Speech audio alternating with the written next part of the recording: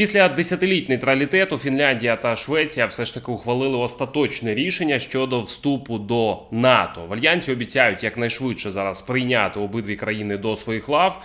Ну а Росія вже заявляє, що це буде загрозою її безпеці і загрожує мало не нападом на ці дві країни. І отут виникає головне питання, скільки часу займе сам процес вступу Фінляндії та Швеції до НАТО і чи не нападе Росія на обидві країни у так званий перехідний період. Адже чекати від Путіна можна чого завгодно, але отут зроблю спойлер – ні, не нападе. А ось чому, ми з вами зараз і обговоримо. Мене звати Олексій Печій, сьогодні вже 12 травня, і давайте розбиратися разом у цьому питанні. Але на початку попрошу вас, поставте вподобайку цьому відео, підпишіться на мій YouTube канал, напишіть ваш коментар, ну і також, якщо ви вважаєте мою роботу важливою та необхідною, ви можете підтримати мій YouTube канал фінансово, це можна зробити за реквізитами, які знаходяться в описі до цього відео. Знаєте, ми дуже часто називаємо війну в Україні зіткненням не двох армій, а двох цивілізацій та філософій. Ми часто говоримо, що цивілізований світ об'єднався навколо нас і перемога точно за нами. Але дуже часто це просто залишається такими непоясненими словами. Разом з тим, після повномасштабного вторгнення Росії в Україну, архітектура безпеки не лише в Європі, а в всьому світі почала стрімко змінюватися. Причому поляризацію світу вже ніхто і не приховує. З'явився єдиний ворог, від якого усі шукають захисту.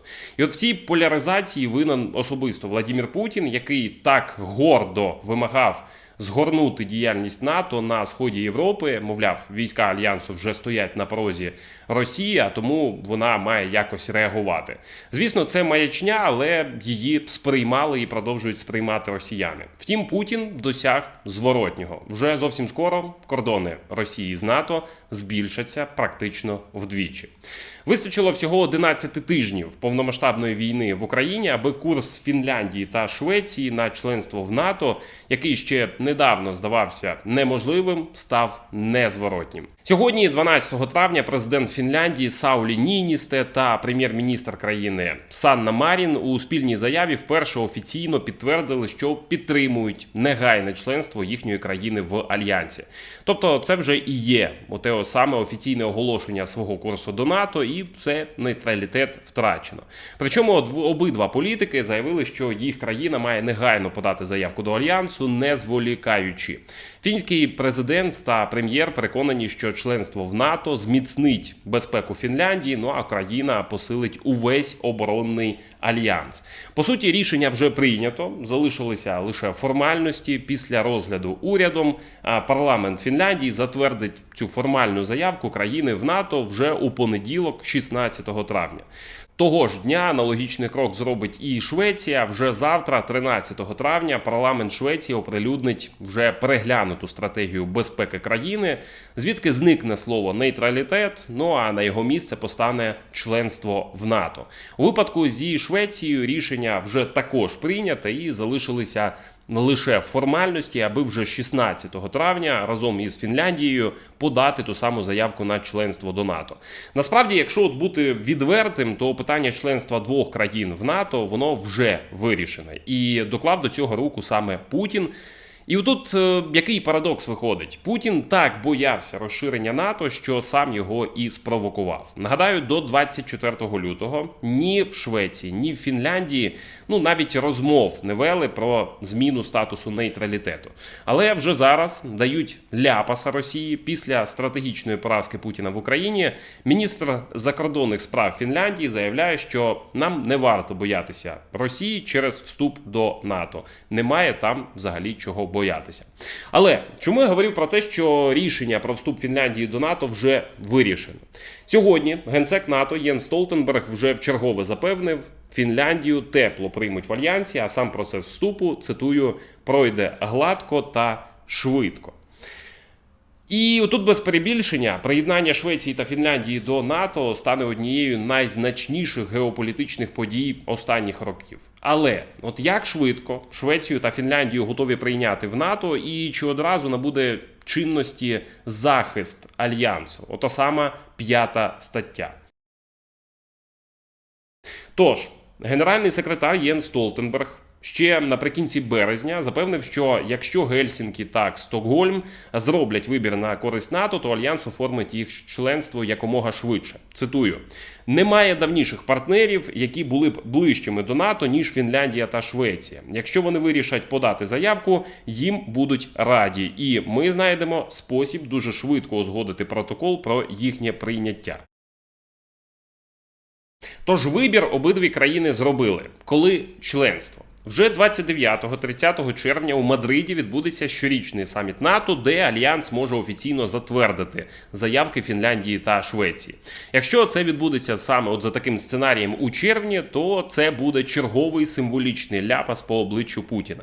Справа в тому, що у 1997 році на такому ж червневому саміті, у тому ж Мадриді, приєднатися до Альянсу було запропоновано Угорщині, Польщі та Чехії. І це стало першою з кількох хвиль розширення НАТО. Ну а тепер згадайте, як Путін бризкав слюною і кричав, що йому у 1997 році хтось там усно обіцяв не розширювати НАТО. Ото буде ляпас, як то кажуть. Ну і навіть не сумнівайтеся, ляпас буде гучним, адже вже відомо, що цього року в іспанській столиці чекають на всіх лідерів країн Альянсу, включаючи президента США Джо Байдена. Тож Фінляндію та Швецію вже можна вітати. Хоча низка джерел вказує на те, що заявку Фінляндії та Швеції можуть затвердити і раніше червня, не чекаючи саміту. Окей, припустимо, що заявку Фінляндії та Швеції все ж таки схвалять наприкінці червня у Мадриді, то це виходить, що з того моменту обидві країни під захистом НАТО і 5 стаття Північно-Атлантичного договору, яка трактує напад на одного з членів Альянсу як атаку на всіх, одразу набуде чинності і для Гельсінкі, і для Стокгольму? На жаль, ні. Забезпечити захист Швеції та Фінляндії цей принцип зможе лише після того, як рішення про членство обох країн ратифікують парламенти усіх 30 країн-членів НАТО. Ну а це може тривати місяцями. І отут ми стикаємося з великою проблемою, адже у цей проміжний період напад Росії на будь-яку з країн не вважатиметься нападом на НАТО. І вони отримують таку ж ситуацію, як і Україна. Росія вже загрожує і фінам, і шведам. Ну, наприклад, ще в лютому, після початку вторгнення в Україну, МЗС Росії заявило, що можливе прийняття Швеції та Фінляндії в Альянс призведе до кроків у відповідь з боку Росії. Там знову почали кричати про якусь там міфічну обіцянку Альянсу не розширюватися на схід. Ба більше, перший заступник глави Міжнародного комітету Ради Федерації Росії Володимир Джабаров взагалі пригрозив, що вступ до НАТО зробить Фінляндію мішенню для атак з боку Росії. Сьогодні, 12 травня, вже і спікер Путіна Дмитрій Пісков заявив, що вступ Фінляндії до НАТО зробить із цієї країни ворога Росії. То, виходить, це дуже ризикований крок, і Фінляндію, і Швецію ніхто не захистить у перехідний період? Ні, захистити є кому, тож слова росіян тут можна сприймати як пусті розмови. Справа в тому, що гарантувати безпеку Гельсінкі та Стокгольма в період формального прийняття в НАТО готові Сполучені Штати Америки та Велика Британія. Почнемо з британців. На початку травня міністр оборони Британії Бен Уоллес сказав наступне, цитую: «Навіть без будь-якої великої офіційної угоди ми, європейські країни, які розділяють ті самі цінності, які мають глибоку давню історію. Тож неможливо уявити, що Велика Британія не прийде на допомогу Фінляндії або Швеції у разі нападу на них». Окей, ви скажете, це просто слова, я скажу, ні, це не так. Адже варто звернути увагу на подію, яка сталася напередодні остаточного рішення Фінляндії та Швеції вступати в НАТО. 11 травня прем'єр-міністр Британії Борис Джонсон відвідав і Швецію, і Фінляндію і підписав з урядами цих країн договір про письмові гарантії безпеки з боку Лондона. Так, приблизно такі, які Україна прагне отримати від партнерів.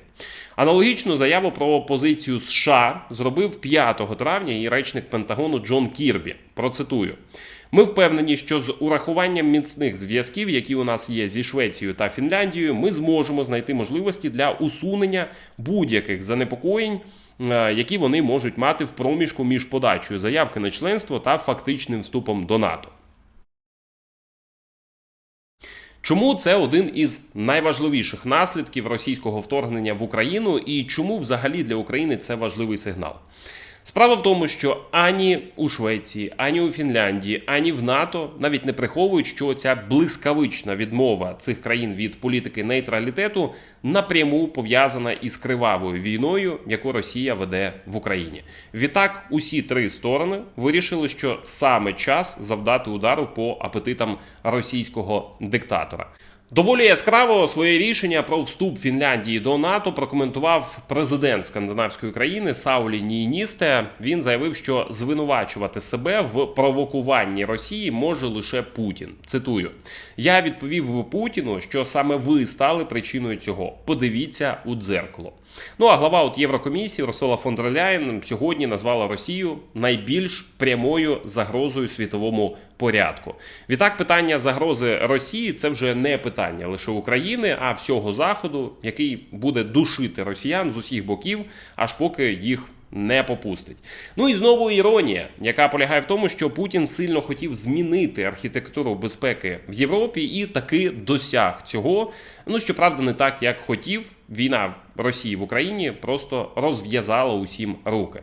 Росія прямо зараз засвоює головний історичний урок. Не варто намагатися змінювати усталену політику силою. Війни, розв'язані за власним вибором, майже завжди тягнуть за собою несподівані та небажані наслідки саме для агресора. Путіну не просто не вдалося зруйнувати НАТО, навпаки, в альянсі замість 30 країн стає на 2 більше. І саме це стане для Росії ще одним непередбачуваним наслідком війни. Якщо ж ще 3 місяці назад на Заході боялися розлютити Путіна, то тепер всі плювали на червоні лінії того самого Путіна. Протягом багатьох років Путін називав приєднання не лише України, а ще й Фінляндії та Швеції червоною лінією для Москви. Тепер все змінилося і саме завдяки Путіну. Якщо говорити зовсім відверто, то і Фінляндія, і Швеція просто використовують можливість. Адже через війну в Україні російська армія стала слабкою, аби витягти іще один фронт. Відтак, якщо не зараз, то коли? Ну, а це дає надію, що після перемоги Україна та НАТО так само скористаються слабкістю росіян і все ж ухвалять історичне рішення на користь України. Чому взагалі Фінляндія та Швеція десятиліттями зберігали нейтралітет? Для обох скандинавських країн це було непорушним правилом, хоча витоки такого рішення різні. Фінляндія, яка має майже 1300 кілометрів спільного кордону із Росією, після Другої світової війни вимушено дотримувалася суворого військового нейтралітету, щоб оберегтися від радянської агресії. Тоді, як от для Швеції, неучасть у війнах та оборонних блоках була скоріше даниною історичній традиції. Приєднання Швеції та Фінляндії до НАТО ознаменує трансформацію ландшафту безпеки у північній Європі, таких масштабів, яких цей регіон не бачив вже понад 200 років. І, по суті, історія зараз повертається. Нагадаю, що у період між 16 та 18 століттями Швеція неодноразово воювала із Росією. Проте із 1814 року все різко змінилося, і шведи більше ніколи не брали участі у війнах і ніколи не були частиною жодного військового союзу. Що стосується Фінляндії, то вона просто бачить у війні Росії проти України відголоски власної історії. Ця країна на тлі подій Другої світової у проміжок між 1939 та 1944 роками Фінляндії довелося двічі вести війну з Радянським Союзом. Проте країна все ж таки зберегла свою незалежність, втім була приречена на статус нейтральної держави, адже підписала договір про дружбу із Москвою у 1948 році. Проте перші зрушення у політиці Фінляндії та Швеції відбулися після розвалу СРСР. Це був шанс, яким і шведи, і фіни скористалися і в 1995 році вступили до Європейського Союзу. Наступного історичного шансу, аби вступити вже до НАТО, обом країнам, як бачимо, довелося чекати майже 30 років. Втім, нагадаю про ще одну іронію для Путіна. В 1994 році обидві країни приєдналися до програми НАТО «Партнерство заради миру». Але оця співпраця вона була доволі кволою, більш формальною. Втім, лише до 2014 року це продовжувалося, коли Росія вторглася в Крим та на Донбас. Відтоді співпраця різко розширилася, ба більше у 2016 році Швеція та Фінляндія підписали домовленість із НАТО, яка дозволяє силам Альянсу використати територію обох країн у разі надзвичайної ситуації воєнного характеру. Розумієте, чому Росія не лізе до цих країн? Бо там доведеться воювати з НАТО безпосередньо. Ну і наостанок, сама агресія Путіна, який так мріяв відігнати НАТО від Росії, значно змінила настрої шведів та фінів.